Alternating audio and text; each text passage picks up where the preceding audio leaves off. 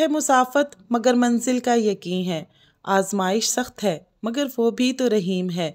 मुझे रास्तों से मत डराओ ए दुनिया वालों, मैं जिसकी आस पर हूँ वो रब करीम है। अस्सलाम वालेकुम, welcome back to my channel. कैसे हैं आप सब? उम्मीद करती हूँ खैरियत से होंगे, जहाँ होंगे हिफ्ज़ व मान के साथ होंगे। मैं भी अल्लाह का शुक्र है बिल्कुल ठीक हूँ आपकी दुआ से। तो जिंदगी की एक नई सुबह का आगाज हो चुका है अल्हम्दुलिल्लाह। और सुबह में जैसे ही नमाज पढ़ने के लिए जागी तो इस घर में जो पहला करिश्मा मुझे देखने को मिला वो ये था कि गैस आ रही थी। मैंने जल्दी से अपना कावा रख दिया क्योंकि मैंने 2 दिन से नहीं पिया था और मैं इसको बहुत मिस कर रही थी। गोल्डन चांस मिला था तो उसको मैं गंवाना नहीं चाहती थी, इसलिए मैंने कावा ज्यादा क्वांटिटी में बना लिया। 1 मग मैं अभी पी लूंगी और बाकी मैंने थर्मस में डाल दिया था। अब गैस आ गई ये तो अच्छा हो गया, लेकिन मेरा थर्मस खराब हो गया था। मैंने जो कावा इसमें डाल के रखा था मेरा सारा कावा खराब हो गया। इतनी गंदी स्मेल उससे आ रही थी, समझ ही नहीं आया कि थर्मस को हुआ क्या है। फिर मैंने इसमें से कावा निकाल के इसको अच्छी तरह से पानी से वॉश भी किया। फिर मैंने इसमें पानी भर के रखा, लेकिन पानी से भी वही स्मेल आ रही थी। तो इस पूरी कहानी का नतीजा ये निकला कि मेरा थर्मस खराब हो चुका हुआ है। अपना कावा पीते पीते मुझे याद आया कि मैं रिएक्शन वीडियो के लिए पॉइंट्स भी लिख लूं। मैं पूरी कोशिश कर रही हूँ कि मैं रेगुलर होकर इस चैनल पर भी काम करूं और अपने रिएक्शन चैनल पर भी काम करूं, लेकिन घर के काम खत्म नहीं हो रहे हैं, सेटिंग मुकम्मल नहीं हो रही है। आप लोग होम टूर का कह रहे हैं, इंशाल्लाह जैसे ही सारी सेटिंग होगी,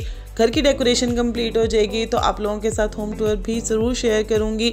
अभी मैंने मार्केट जाना था, जैसे कि मैंने आपको बताया था कि किचन की कुछ चीज़ें लेनी थी। किचन की सेटिंग करते करते अब टीवी लॉन्च की भी चीज़ें नज़र आ रही हैं कि वो भी चाहिए। उसके अलावा जो बेडरूम्स हैं उनके लिए भी कुछ चीज़ें चाहिए। कर्टन्स लगाने हैं, अभी कर्टन्स के लिए जो पाइप्स होते हैं, जो पॉइंट सेट करते हैं, वो सेट करवाने हैं। यानी कि बहुत ज़्यादा काम है। तो जैसे ही काम मुकम्मल होंगे इंशाल्लाह आप लोगों के साथ होम टूर ज़रूर शेयर करूँगी। और आप सभी बहनों का दिल से बहुत बहुत शुक्रिया, आप लोगों ने मुझे इतनी दुआएं दी, इतनी बेस्ट विशेस मुझे दी। और अल्लाह ताला आप लोगों की दुआएं कबूल व मकबूल फरमाए मेरे हक में। और जल्दी मुझे और मेरे समेत वो तमाम बहनें जिनका अपना ज़ाती घर नहीं है उनको अपना घर अता फरमाए, आमीन सुम आमीन। तो यहाँ पर जी मैं पुराने मोहल्ले में आ गई थी। मैं एक दिन पहले भी यहाँ पर आई थी, कुछ पैसों का हिसाब किताब था जो आंटी के साथ करना था और आंटी किसी भी मेल के सामने आने के लिए तैयार नहीं थी। मम्मी मुझे कह रही थी कि आप ही चली जाओ, भाभी को भी बात की ज़्यादा समझ में नहीं आ रही थी। तो मैं दोबारा से आई थी यहाँ पर और फिर उसके बाद वापसी पर मैं मार्केट आ गई थी। अभी मार्केट से वापसी में मैंने शादी पर भी जाना है, तो लिस्ट पे जो चीज़ें मुझे टॉप पर नजर आई जिनको मैं इजीली खरीद सकती थी मैंने जल्दी से वो खरीद ली। लिस्ट मेरी फिर कंप्लीट नहीं हो सकी। तो यहाँ पर जी मुझे मिसालों के डब्बे चाहिए थे, बाल्टी चाहिए थी, साथ में छोटे वाइपर्स चाहिए थे, किचन का वाइपर चाहिए था। यानी इस एक शॉप से मुझे जो कुछ मिल सकता था ना, मैंने सारा लिस्ट में से वो चीज़ें खरीद ली। यकीन करें क्रॉकरी की शॉप में मैं जल्दी नहीं आती हूँ, मेरा दिल करता है मैं सभी कुछ खरीद लूँ। कभी मैं कढ़ाई देख रही थी, कभी मैं बर्तनों का पूरा सेट देख रही थी, कभी मैं डिनर सेट देखने लग पड़ती थी। मुझे क्रॉकरी बहुत ज़्यादा पसंद है। मैं मार्केट जाऊँ ना तो मेरी हमेशा कोशिश होती है कि मैं क्रॉकरी में कोई ना कोई चीज़ लेकर ज़रूर घर जाऊँ। लेकिन अपनी सारी ख्वाहिशात का गला दबा कर मैं इस वक्त सिर्फ ज़रूरत की ही चीज़ें देख रही थी। तो भतीजी मुझे दिखा रही थी कि यहाँ पर ये छोटा सा ट्रे कितना क्यूट लग रहा है। तो खैर जी 2.5 घंटे शॉपिंग करने के बाद मैं इतना ही सामान ले सकी। भतीजी के हाथ में बाल्टी थी और साथ में मिसालों के डब्बे थे। अभी घर चलते हैं। मैंने बाया प्रेस किया, मेरा जो शादी पे पहनने वाला ड्रेस था वो मिल ही नहीं रहा था। मुझे कुछ समझ नहीं आ रही थी कि क्या करूँ। फिर याद आया कि मेरा अबाया यही पहन लेती और यकीन करें ये मेरा सबसे बेस्ट फैसला था कि मैंने अबाया पहन लिया। और बिलीव मी ये मेरा बेस्ट फैसला था। मैं अबाया में बड़ी कंफर्टेबल रही पूरी शादी में। पर्दा तो खैर मैं पहले भी किया करती थी, यानी कि जब भी किसी शादी में या किसी फंक्शन में जाती हूँ ना तो मैं हिजाब जरूर वेयर करती हूँ और जहाँ पर मर्द हजरात हो वहाँ पर मैं नकाब कर लेती हूँ। लेकिन मैंने कभी अबाया वेयर नहीं किया था शादी पर। अब इंशाल्लाह जो भी शादी का फंक्शन हुआ करेगा ना उस पर अबाया ही वेयर किया करूंगी। मैं पहले भी अबाया का सोचा करती थी, लेकिन मैं हमेशा ब्लैक में अबाया लिया करती थी। इसलिए फिर मुझे ये होता था कि क्या मैंने इसको हर जगह पर यूनिफॉर्म बनाया। कॉलेज भी ये पहन कर जाती हूँ, किसी के घर भी जाना है तो ब्लैक पहन कर जाती हूँ। अब शादी पर भी मैं ब्लैक पहन लूँ। लेकिन इस बार मैंने अपनी सिस्टर के कहने पर कलर अबाया लिया तो शादी पर भी मेरा बहुत ज़बरदस्त लगा। यकीन करें जो लोगों के 10-10, 15-15 हज़ार के ड्रेसेस थे, बल्कि इससे भी महंगे ड्रेसेस उन्होंने वेयर किए हुए थे, उनमें मेरा अबाया सबसे ज़्यादा डिसेंट लग रहा था। तो आज के बाद ये बात डन हो गई कि मैं इसके बाद अबाया ही शादी वगैरह पर वेयर किया करूँगी। वैसे भी शादी पर आए हुए लोगों को आपके ड्रेस की कोई परवाह नहीं होती, सभी खुद की सेल्फियाँ ले रही होती हैं, खुद को देख रही होती हैं या फिर रिलेटिव्स एक दूसरों पर गौर करते हैं। तो फैमिली फ्रेंड्स वगैरह होते हैं, उन्होंने सिर्फ सलामी देनी होती है, खाना खाना होता है और वापस आ जाना होता है। और हम भी अपने ये 2 फराइज अंजाम दे रहे थे। सलामी हम लोगों ने दे दी थी, भाई खाना खाने से पहले ही दे दी थी। और शादी पर यही वाला मेन्यू है, सेम मेन्यू चलते हैं ना। कोरमा हो गया, बिरयानी हो गई, गाजर का हलवा हो गया, कश्मीरी चाय हो गई।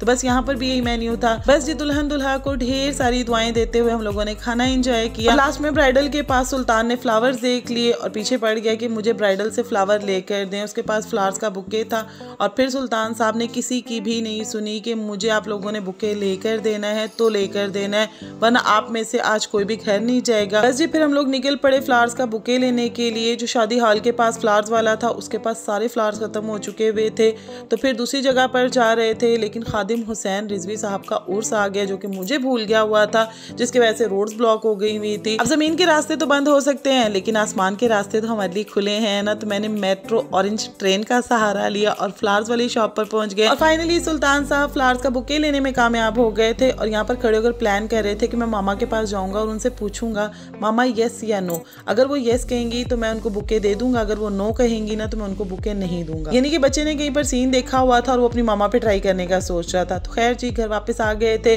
और ये मेरे मिसालों का डब्बा था। मैंने सोचा कि अब लेकर आ ही गए तो इसका इफ्तिताह भी कर ही देते हैं। पुराने वाले डब्बे किचन में मुझे बहुत ही ज़्यादा बुरे लग रहे थे।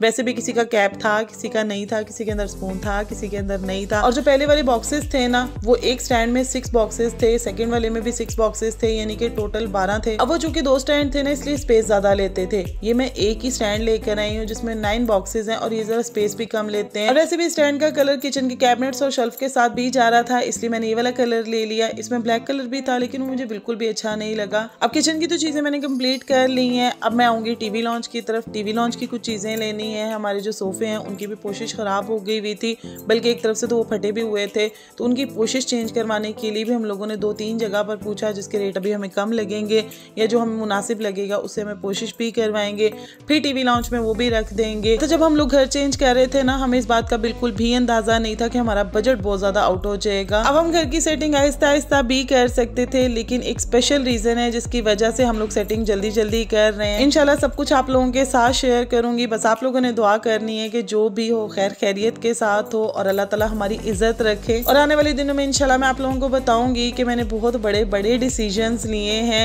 यानी कि जो मेरे बस में नहीं थे ना, मैंने वो डिसीजंस भी लिए हैं। तो यहाँ पर जी मैंने किचन की सेटिंग को फिर से एक बार चेंज कर दिया, आप लोग देख सकते हैं। तो मेरा आज का व्लॉग आप लोगों को कैसा लगा है मुझे कमेंट सेक्शन में जरूर बताना है। वीडियो अच्छी लगी हो तो वीडियो को बड़े बड़े लाइक कर दीजिएगा और चैनल को अगर अभी तक सब्सक्राइब नहीं किया तो चैनल को भी सब्सक्राइब कर दीजिएगा। तो मिलती हूँ जी आप लोगों से नेक्स्ट वीडियो में। अपना ख्याल रखिएगा। अल्लाह हाफिज।